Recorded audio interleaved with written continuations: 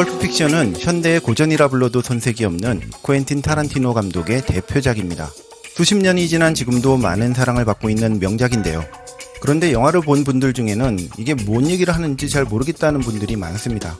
그런 분들을 위해서 이번 영상을 준비했습니다.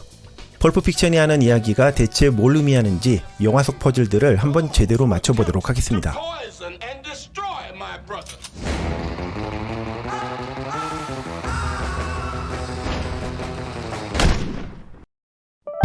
영화가 시작하면 한 커플 강도가 레스토랑에서 대화를 나누고 있습니다. 그리고 영화는 마지막에도 이 레스토랑에서 끝을 맺습니다. 이렇게 수미상관 구조를 하고 있는 이유는 간단합니다. 영화 시작에서 화두가 되는 질문을 던지고 그리고 엔딩에서는 그에 대한 대답을 하는 것이죠. 그럼 이 커플 강도가 관객들에게 던지는 화두는 무엇일까요? 이들의 대화를 들어보면 한 가지 관심사를 발견할 수 있습니다.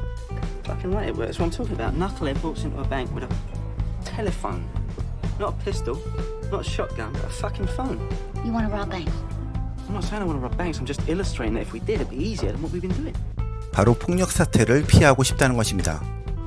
And no more liquor stores? What have we been talking about? Yeah, no more liquor stores. If we keep on, one of these goop fuckers is going to make us kill him. I'm not going to kill anybody. I don't want to kill anybody either. But it'd probably put us in a situation where it's us or them. 이것이 바로 펄프 픽션이라는 영화가 던지는 질문입니다. 네가 죽거나 내가 죽거나 하는 폭력의 상황을 어떻게 피할 수 있느냐 하는 것이죠. Well, what then? Day jobs? In this life. What then? 그리고 이 질문에 답하려면 우리는 또 다른 질문에도 답을 해야 합니다. 바로 폭력이 발생하는 원인은 무엇인가 말이죠. 그 답은 영화의 맨 마지막에 가서 닉 퓨리의 한마디를 통해서 정리가 됩니다. The truth is, 폭력이 발생하는 이유 그리고 폭력을 피할 수 있는 방법을 제시하는 타란티노 감독의 철학을 축약한 대사라고 할 수 있죠. 그럼 위에 ABC에 뭐가 들어가야 하는지 한번 영화를 보면서 살펴보도록 하겠습니다. 영화에는 폭력 사태를 유발하는 중요한 두 개의 아이템이 등장합니다. 하나는 금가방이고 또 하나는 금시계죠.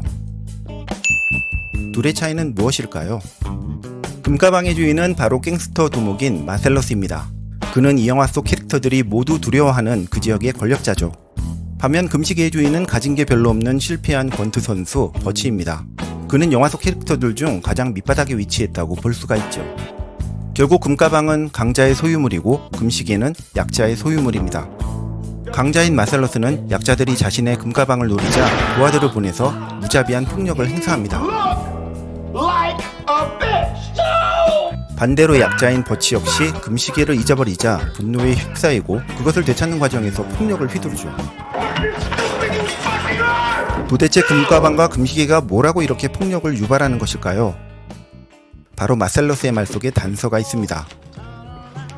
Night of the fight, you may feel a slight sting.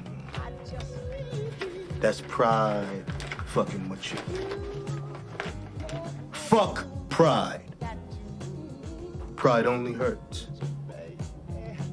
It never helps. You fight through that shit. 마셀러스의 이 대사를 버치는 나중에 똑같이 되돌려줍니다. You feel that sting, big boy, huh?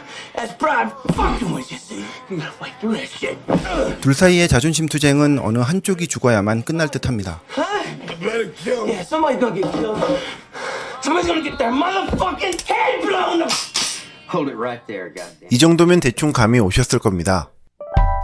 금가방과 금시계가 상징하는 건 다름 아닌 자존심입니다.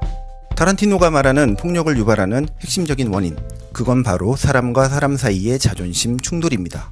그 중에서도 특히 강자와 약자 사이의 자존심 충돌이 문제죠. 그래서 자존심을 상징하는 아이템이 하나가 아니라 두 개인 것입니다. 강자의 자존심은 크고 빛납니다. 그래서 금가방을 보는 사람들은 언제나 그 빛에 매료가 되죠. 하지만 약자의 자존심은 작고 보잘것이 없습니다.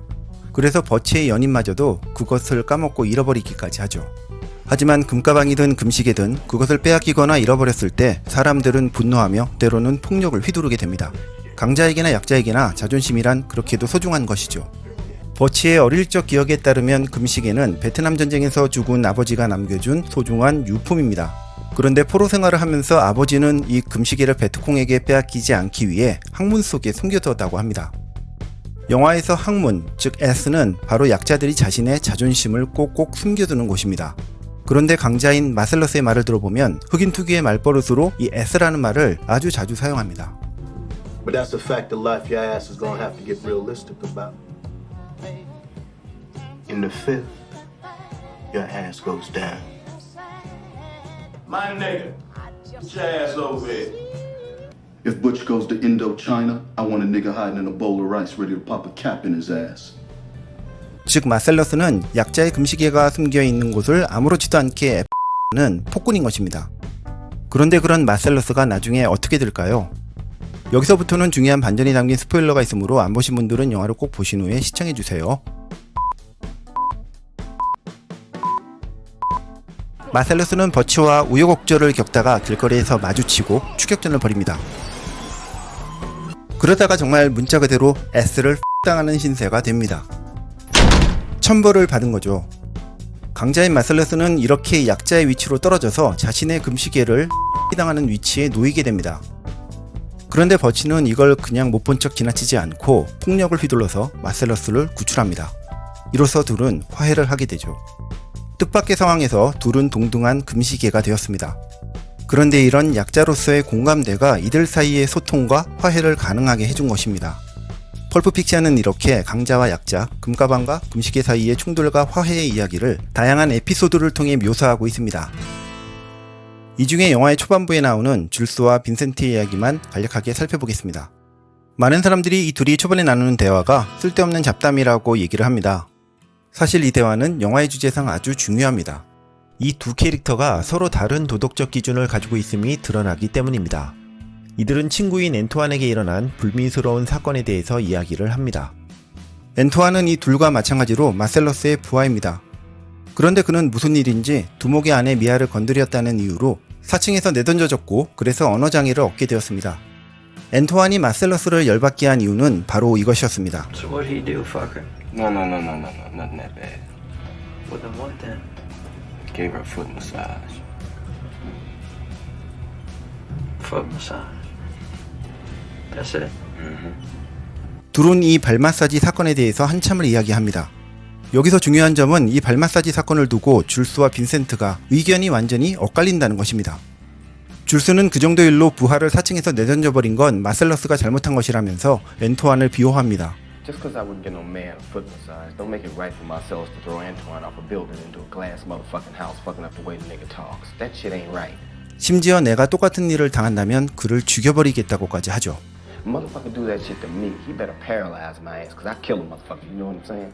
반대로 빈센트는 앤투안이 경솔했다면서 두목인 마셀러스를 두둔합니다. But you saying a foot massage don't mean nothing. I'm saying it does. There's a sensuous thing going on where you don't talk about it, but you know it, she knows it. Fucking Marcellus knew it. And Antoine should have fucking better known better. 여러분은 누구의 주장이 맞다고 생각을 하시나요? 두 사람의 말 모두 어느 정도 일리가 있어 보이기는 합니다.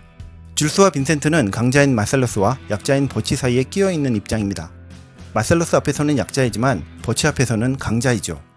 사실 우리 모두가 이 둘과 비슷합니다. 누군가의 앞에서는 약자이고 동시에 누군가의 앞에서는 강자이기도 합니다. 그런데 때때로 이 앤투안 사건처럼 우리는 둘 중 하나를 선택해야 될 때가 생깁니다. 강자와 약자 사이에서 어느 쪽 편을 들어야 할지 말이죠. 줄스는 마셀러스의 금가방을 훔쳐간 자들을 처단하는 데 있어서는 무자비합니다. 하지만 앤투안 문제에 있어서는 약자의 편을 들고 있죠. 그는 금시계파 쪽에 가깝다고 할 수 있습니다. 반대로 빈센트는 마셀러스 같은 강자들의 입장을 더 옹호하는 금가방파입니다. 그리고 이러한 성향의 차이는 캐릭터의 사소한 행동 곳곳에서 디테일하게 드러납니다. 실례로 빈센트가 앤투안을 뚱보라고 하자 줄스는 그는 사모아 사람이기 때문에 그걸 뚱뚱하다고 하는 건 맞지 않다고 합니다. 줄스가 타인의 입장을 좀 더 생각하는 캐릭터라는 게 은근히 드러나죠. 그는 영화 속 여러 국면에서 항상 다른 사람의 입장을 고려하는 공감력 강한 모습을 보입니다. Put yourself in his position. I mean, it's 8 o'clock in the morning. He just woke up. He wasn't expecting this shit. 빈센트는 다른 사람의 입장 따위는 아랑곳하지 않습니다. If that favor means that I gotta take shit, then he can stick that favor straight up his ass. I don't care. Hey, fuck, nigga, what the fuck you just do to his towel, man? I was drying my hands. 자기 자존심만 챙기는 게 우선이고 그래서 곳곳에서 마찰을 빚습니다. Please would be nice. Come again? I said a please would be nice. 줄스는 항상 다른 사람의 이름을 기억합니다. You're Brett, right? Yeah. Which one's 하지만 빈센트는 다른 사람의 이름을 거의 기억하지 못하죠. No, that's Jody. That's my wife. 줄수와는 달리 빈센트는 주변 사람들에 대한 존중감이 별로 없어 보입니다. 그리고 그는 만만한 사람들을 짓밟는 갑질 대마왕입니다. 처음 보는 버치에게도 그는 아무 이유 없이 시비를 텁니다. Looking at something, friend? You ain't my friend, Palooka. What's that? I think you heard me just fine, Punchy. 그러면서도 강자인 마셀러스에게만은 충성을 다하려고 하죠. 그래서 아내가 심심하지 않게 놀아주라는 두목의 굴욕적인 요구를 꾹 참고 복종하는 사람입니다. Have you met Mia? Not yet. So fucking funny. Never got that thing. 그러고는 그 화풀이를 애꿎은 버치에게 한 것이죠. 말 그대로 강자 앞에서 약하고 약자 앞에서 강한 전형적인 강약 약강 캐릭터라고 할 수 있습니다. This is a moral test of oneself, whether or not you can maintain loyalty. 이렇게 같은 킬러임에도 서로 다른 캐릭터를 가진 줄스와 빈센트. 그들은 여러 가지 일을 겪으며 어떤 마음의 변화 같은 것을 겪게 됩니다. 그걸 이번 영상에서 자세히 다 설명하기는 힘들 것 같고 마지막만 간략하게 정리해 보겠습니다. 줄스는 강자인 마셀러스에게 봉사하기를 그만두고 암흑계를 떠나기로 결심합니다. 빈센트는 그럼 거지 되는 거라면서 그를 만류하지만 줄스의 결심은 확고하죠. 이후에도 빈센트는 여전히 마셀러스 밑에서 일을 하면서 이에 대한 대가로 받은 돈으로 마약, 자동차, 소비주의에 파묻혀 삽니다. 어떻게 보면 우리 보통 사람들의 삶과 별 차이가 없다고 할 수 있죠. 그러다 그는 결국 자기가 무시했던 약자인 버치 손에 살해당하고 맙니다. 줄소와 빈센트의 운명은 이렇게 완전히 엇갈리게 되는데요. 앞에서 금가방의 수장이었던 마셀러스도 처절하게 응징을 당한 것을 보면 타란티노가 금가방과 금시계 중 어느 쪽을 더 우선시하는지를 알 수 있습니다. 그렇다고 타란티노가 강자들의 금가방을 막 빼앗아도 된다고 말하는 건 아닙니다. But I can't give you this case because it don't belong to me. 하지만 자신의 금가방만을 소중하게 여기며 약자들의 금시계를 아무렇지도 않게 하는 강자들의 행위. 그는 이것이 세상의 다양한 폭력 사태를 야기한다고 말하고 있습니다. 그리고 이는 실제로 많은 범죄학자들이 동의하는 부분입니다. 강력범죄와 가장 큰 상관관계를 가진 요인으로 범죄학자들은 무엇을 뽑을까요? 바로 사회적 불평등입니다. And it's been known for a long time by sociologists that income inequality is the single best predictor they've got of homicide rates across countries. And in this book, I try to make the case that no, inequality really is the problem. And some 또한 범죄 심리학자들은 강력 범죄자들의 심리 배후에는 극심한 굴욕감이 크게 자리 잡고 있다고 합니다. My experience with violent offenders is that they became violent because they felt overwhelmed by feelings of shame and humiliation. When I would ask them why they had assaulted somebody, for example, that it was because that person had disrespected me. And they use that term so often. 결국 펄프 픽션은 영화의 형식을 한 한편의 폭력학 교과서라 해도 과언이 아닙니다.